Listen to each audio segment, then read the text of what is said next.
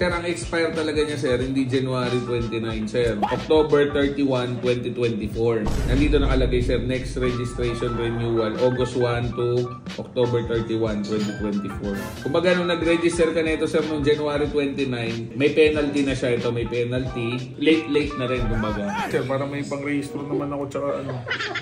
Kinakabahan si sir. Tsaka si ma'am. Pag ako patatawarin mo, sir, kasi pag ako tumawad, sasara ko ng 300,000. Hindi naman, 350,000 yan.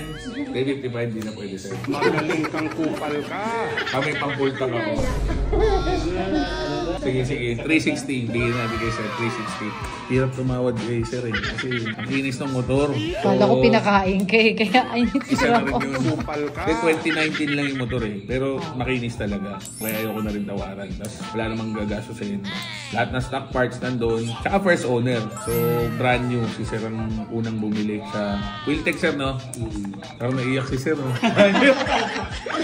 Hindi, May masaya GS si na siya sir sa bago niyang motor, di ba sir? Mas okay yun. May GS na siya. GSA yun actually. GSA 1250. Parang mas gusto niya ng isang pang everyday dito. Siguro scooter talaga. Hindi ko na ito-test ride to. First owner si sir. Tsaka ang Odo, 3,800 lang. So, good as brand new. Well maintained naman every year. Pinapa-PMS ni boss. Done deal kami. 360,000. Boss, thank you very much.